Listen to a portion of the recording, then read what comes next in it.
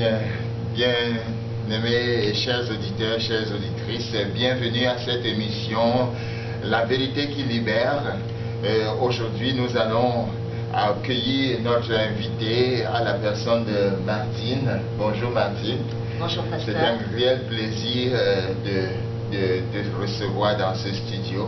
Le plaisir. Que Dieu vous bénisse. Amen. Nous allons écouter ton témoignage qui est assez particulier. Vous avez vécu quelque chose en tant que mère dans votre foyer, dans votre famille.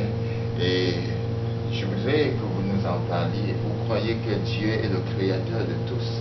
Mais vous avez vécu quand même une réalité qui vous amène à aujourd'hui parler au monde entier et à témoigner de ce que le Seigneur a fait durant cette situation. Je vous écoute. Oui, merci pasteur. Donc je voudrais parler de la bonté de Dieu dans ma vie.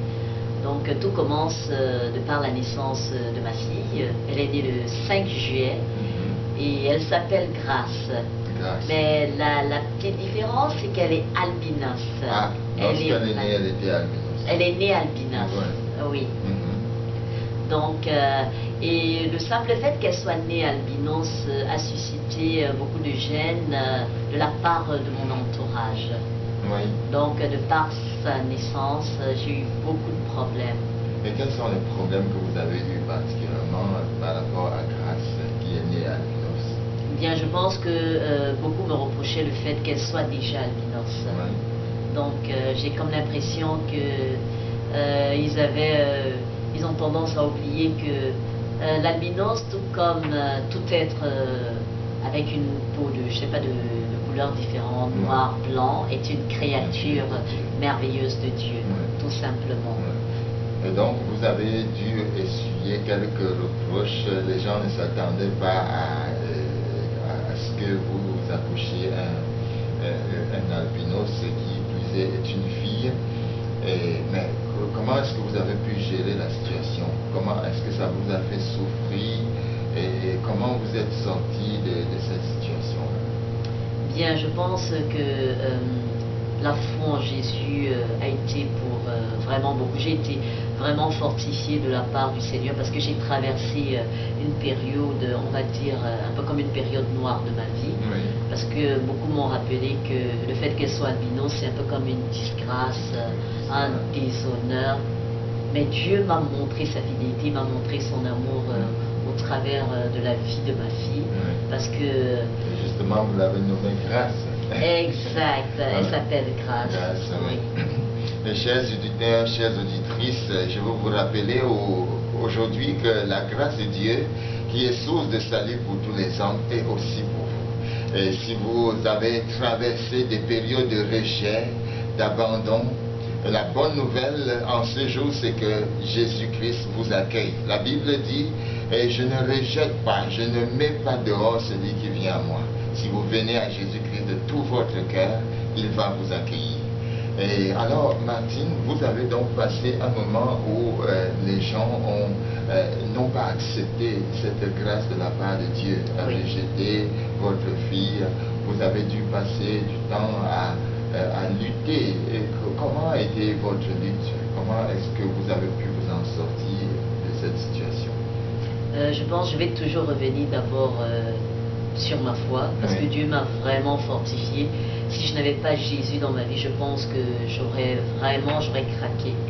Donc j'étais un peu sidérée de pouvoir, de voir qu'il y a des personnes encore à cette ère moderne qui ne savent pas ce que c'est que l'albinisme. Et je sais pour ma part, parce que nous l'avons appris à l'école, que le gène albinique est un gène qui est récessif. Et pour pouvoir mettre au monde un albinos, il faudrait que les deux parents portent le même gène, tout simplement. Oui. Et donc, quelque part, il a été fait une recherche, que vous me disiez tantôt que des recherches ont été faites, des enquêtes ont été menées. Était-ce des enquêtes médicales ou alors simplement des personnes qui cherchaient à savoir d'où venait le gène? Bien, je pense que c'est des personnes qui cherchaient à savoir d'où venait le gène. pour la simple question que ma fille étant albinos, j'ai oublié de rappeler ça peut-être au début, parce que j'ai des frères qui sont albinos. Donc d'office, j'ai des gènes albiniques. Donc la question se posait beaucoup plus du côté de l'entourage de mon mari, parce qu'ils n'avaient pas d'albinos dans leur famille. Alors ils se posaient la question d'où vient cet albinos, et après multiples enquêtes, ils se sont rendus compte que leur arrière-arrière-grand-mère était albinos. Oui. Et là, Grâce se porte bien aujourd'hui. Oui. Elle fait de la joie aussi comme les autres enfants. Oui. Et quel est le message que tu peux dire aux auditeurs, aux auditrices qui nous écoutent, et peut-être à des personnes qui vivent cette situation, soit parce qu'elles sont albinos ou des familles qui ont des enfants qui sont des albinos? Qu'est-ce que tu peux leur apporter aujourd'hui comme un message? Bien, je voudrais déjà leur dire que l'albinos, comme nous, est une créature merveilleuse de Dieu, et que Dieu aime autant l'albinos que nous. Et ces personnes devraient davantage, au lieu de regarder à ce que le monde ou peut-être leur entourage pense de leur enfant, plutôt de continuer de glorifier Dieu, parce que tout ce que Dieu fait est bon, et tout ce que Dieu fait, c'est pour un but. Et vous avez aussi connu un moment où vous avez vu la grâce de Dieu dans votre vie, parce que si tout ce que vous avez vécu, vous n'aviez pas rencontré le Seigneur Jésus, ça aurait été encore plus difficile. Parlez-nous un peu de votre rencontre avec Jésus-Christ. Bien, ma relation avec Jésus a commencé quand j'étais encore au lycée. On avait des jeunes cousins qui sont venus nous annoncer la bonne nouvelle de l'évangile de Jésus-Christ. Et avec joie, on a reçu Jésus. Et entre-temps, de 1993, on a cheminé jusqu'en, on va dire, 2006 déjà au niveau de la naissance de ma fille, où ma relation avec le Seigneur a continué de s'intensifier. Mais réellement, je veux dire, où elle s'est davantage intensifiée, c'est en 2008.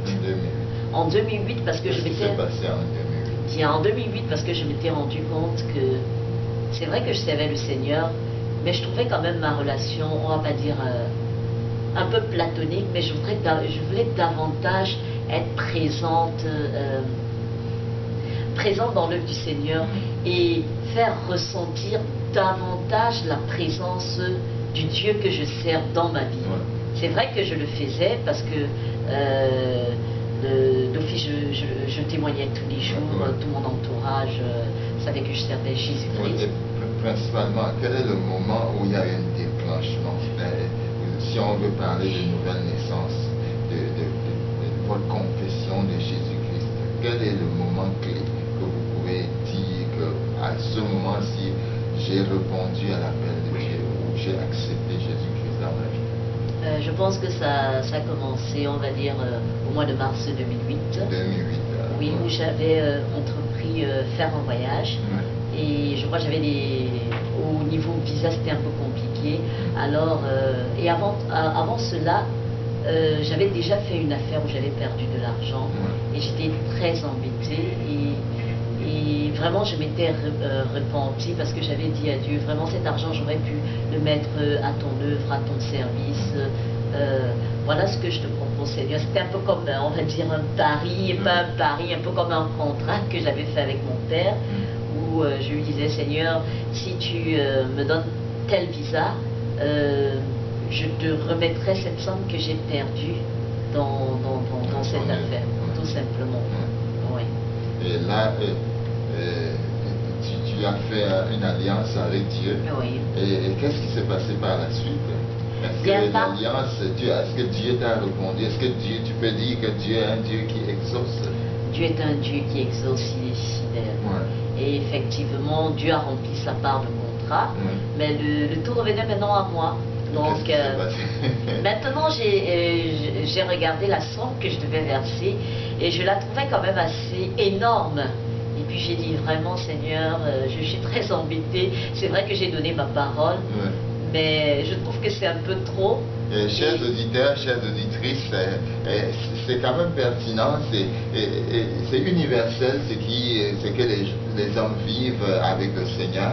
Et ce témoignage que notre bien-aimée Martine rend aujourd'hui, peut-être c'est quelque chose que vous avez vécu, vous avez demandé des choses à Dieu, vous avez décidé par vous-même que si Dieu vous répondait, vous alliez faire un pas avec lui ou alors poser un acte dans le sens de son œuvre et peut-être après vous ne l'avez pas fait. Bien aimé, c'est très important de savoir que Dieu est un Dieu fidèle, mais aussi il est un Dieu qui nous appelle aussi à garder, à tenir à notre parole. Mais qu'est-ce qui s'est concrètement passé dans votre cas? Ce qui s'est passé, c'est que le Saint-Esprit m'a rappelé alors en disant, tu as fait un vœu, Oui. tu dois le racheter. Et alors, qu'est-ce que j'ai fait? J'ai dit bien, j'ai encore une fois de plus plié le genou et dire à mon Père qui est dans les cieux que, papa, tu connais la situation que je traverse, voilà ce qu'on va faire. Peut-être on va faire un autre contrat. Oui. Donc, je vais te donner les 3/4 de cette somme. Oui. Et je te promets que dès que je rentre de mon voyage, je le fais. Je le fais, ouais. Donc, j'ai donné les 3/4 de cette somme. Et quand je suis rentrée de mon voyage, j'ai racheté mon vœu, donc j'ai donné entièrement Alléluia. les sommes. Alléluia. Là, ce que je retiens, c'est que notre Dieu est un Dieu compatissant aussi. Et s'il voit que nos cœurs sont sincères, notre Dieu aussi prend notre parti. Il n'est pas là pour nous condamner. Bien-aimés chers auditeurs, si vous avez déjà fait un vœu à Dieu que vous n'avez pas tenu, et il est encore temps de venir à Dieu, lui demander pardon. Notre Dieu est compatissant. Il peut toujours vous pardonner. Il est prêt d'ailleurs à vous pardonner, à vous donner une nouvelle opportunité. Et c'est ce que notre bien-aimée Martine a expérimenté. Dis-nous, Martine, alors que nous terminons, quel est le message que vous aimeriez donner aux auditeurs aujourd'hui par rapport à votre vie même et par rapport à ce que vous connaissez du Seigneur? Je voudrais déjà inviter les personnes qui ne connaissent pas Christ vraiment à le rencontrer, parce que la meilleure des vies est la vie chrétienne. Donc quand vous avez Christ pour Seigneur et Sauveur, je peux vous l'affirmer, je vous assure, vous avez une vie merveilleuse parce qu'il prend le total contrôle de tout. De tout. Bien-aimé, il prend le total contrôle de tout. Le Seigneur dit, venez à moi, vous tous qui êtes fatigués et chargés, et je vous donnerai du repos. C'est toujours lui qui dit, si quelqu'un entend ma voix et ouvre la porte, j'entrerai chez lui et je souperai avec lui. Le Seigneur frappe ce jour à la porte de votre cœur. Si vous entendez sa voix, n'hésitez pas. N'endurcissez pas votre cœur. Ici, à l'émission, la vérité qui libère, bien-aimé, vous pouvez avoir l'opportunité de rencontrer Jésus-Christ comme votre Seigneur et Sauveur. Je veux vous inviter à faire cette prière avec moi, avec foi, avec engagement, avec la résolution de demeurer avec lui. Soyez sincères et le Seigneur vous prend au mot et sérieusement. Nous allons prier.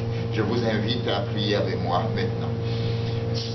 Seigneur Jésus, merci pour l'opportunité que tu m'accordes d'être encore devant toi et d'écouter ton message.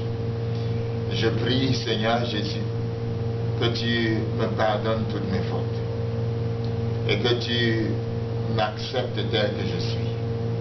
Je te reçois dans mon cœur, dans ma vie, comme mon sauveur personnel. Pardonne-moi tous mes péchés et purifie-moi. Je remets entre tes mains ma vie. Conduis-moi et aide-moi à être un chrétien digne de ce nom. Merci encore. Au nom de Jésus-Christ. Amen. Bien-aimés, chers auditeurs, vous avez été touchés comme moi par le message de notre bien-aimée Martine. Ce que Dieu a fait pour elle et ce que Dieu a fait pour moi et pour des milliers d'autres à travers le monde, il peut le faire pour vous en ce jour. Et le Seigneur est fidèle. Venez à lui, demeurez en lui. Si vous voulez communiquer avec nous, vous pouvez simplement nous appeler au 450 800 35 85. 450 800 35 85. Ou alors nous visiter notre site web au www.efv.org. efv.org. Pourquoi pas venir nous visiter aussi au 41 70 boulevard Grande Allée, c'est à Greenfield Park, et que Dieu vous bénisse. C'était le pasteur Ernest. À très bientôt.